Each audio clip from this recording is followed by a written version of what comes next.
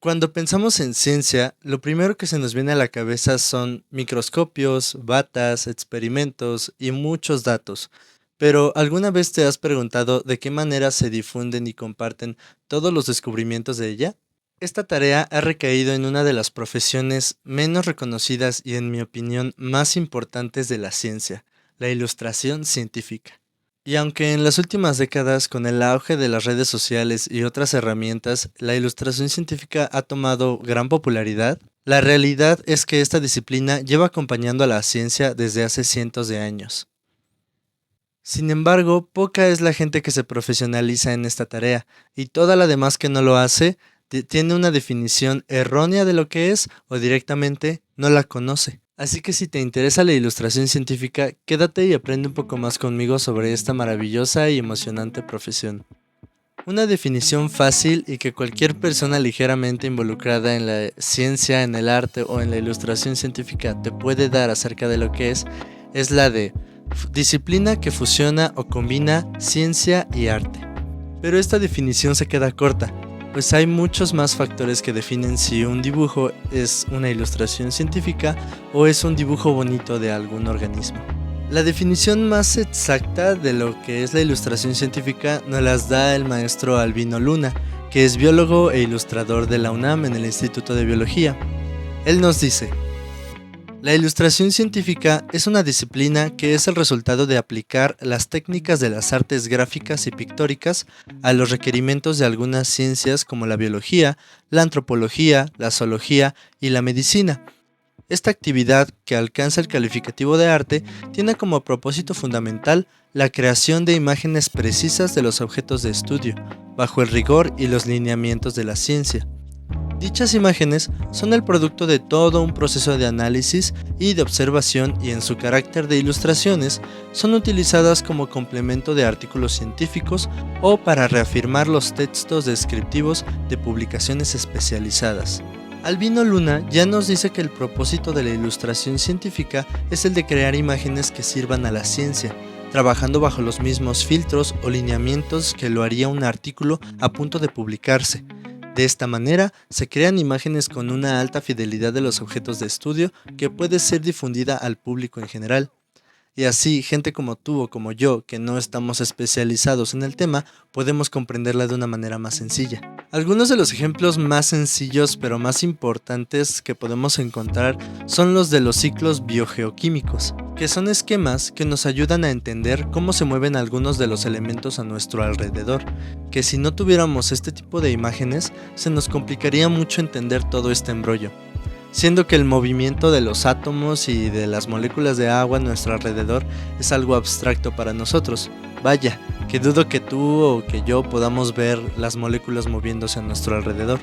Otro ejemplo importante que podemos encontrar sobre la importancia de la ilustración científica para la comunicación de la ciencia es la de cuando se describen nuevas especies. Cuando un científico encuentra una nueva especie, pues la tiene que describir, y para esto utiliza lenguaje muy especializado que la mayoría de nosotros no conocemos y no comprenderíamos a menos de que nos pasemos un buen rato estudiándolo. Es aquí donde entra nuestra querida amiga la ilustración científica para procesar toda esta información y todas estas descripciones y ofrecernos imágenes que puedan ser fáciles de procesar para el público en general. Por ejemplo, ¿qué prefieres? ¿Esto, que es una descripción real de una planta? ¿O esto, que es la ilustración realizada a partir de los ejemplares y la descripción realizada por el científico? Creo que es un poco obvio, ¿no crees? Ahora, algo importante de la ilustración científica es que no es igual o no tiene el mismo propósito que algunas otras corrientes artísticas dentro de las artes plásticas, pues el objetivo principal de la ilustración científica es el de comunicar con precisión y claridad, mientras que el de otras corrientes de las artes plásticas es el de expresar. Se va más hacia la expresión personal. Sin embargo, esto no significa que una sea más válida que otra, pero sí que habrá una que le sirva más a un científico que esté haciendo o escribiendo un artículo. La ilustración científica no es reciente. De hecho, viene acompañando al hombre desde hace cientos de años. Las pinturas rupestres son un buen ejemplo.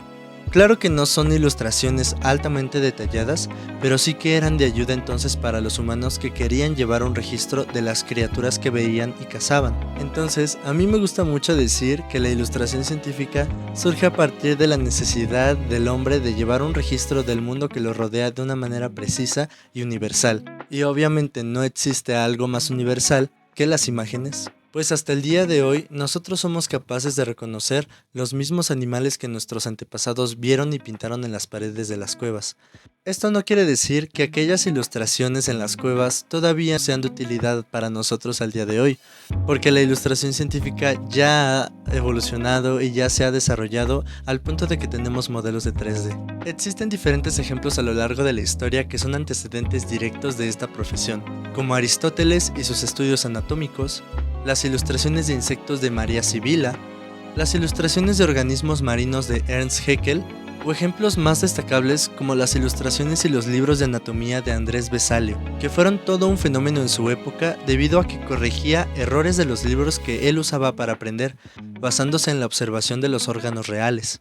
Además de eso, cosas como los bestiarios, los herbarios, colecciones, expediciones y un largo etcétera contribuyeron directamente al desarrollo de esta disciplina, hasta llegar al día de hoy con ilustraciones digitales y modelos en 3D. Entre las características más importantes de la ilustración científica de una manera general son la precisión anatómica, la claridad visual, la ausencia de elementos innecesarios y el uso de escalas.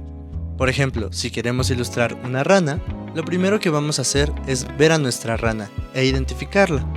No podemos ilustrar algo que no conocemos. Ya que identificamos qué rana vamos a ilustrar, hay que representarla lo más fiel a la realidad posible. Aquí es donde entra la precisión anatómica. De otro modo, estaremos dibujando una rana que no existe y nuestra ilustración va a perder validez. Segundo, la ilustración debe de ser clara. No podemos encimar elementos, mezclarlos, desenfocarlos, dejarlos a la mitad. No, todo debe de tener una claridad visual.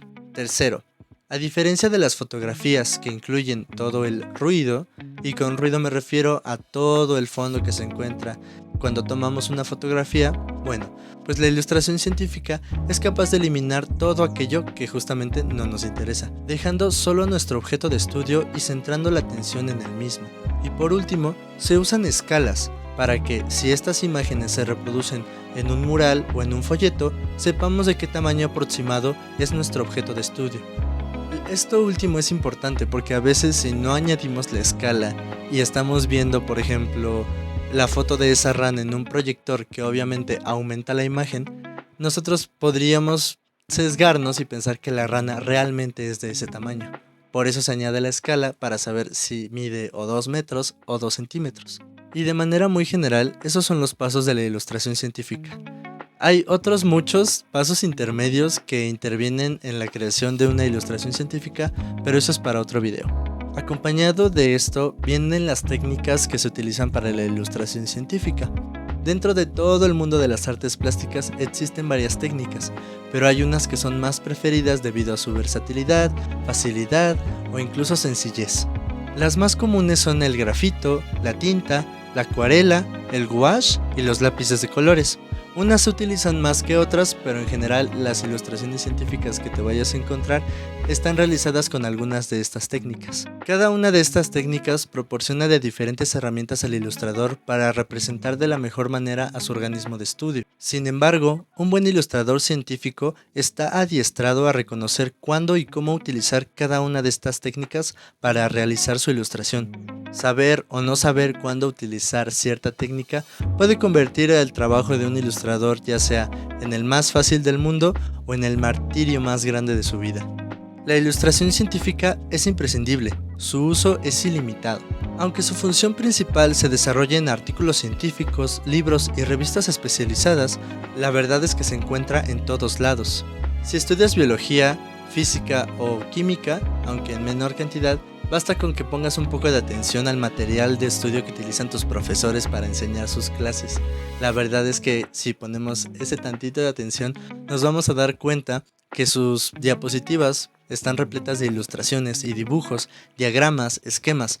Todas esas son ilustraciones científicas que la mayor parte del tiempo pasamos por alto, damos por hecho, ni siquiera nos preguntamos de dónde vienen. Pero todo esto es gracias al trabajo de muchos ilustradores que se encargan de representar todos los conceptos de la ciencia.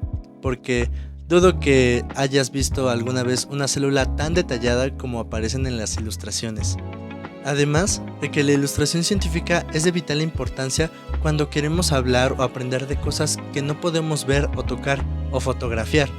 Por ejemplo, la ilustración paleontológica, la ilustración microscópica, ciclos biológicos y ciclos de vida, o cosas enormes como el sistema solar.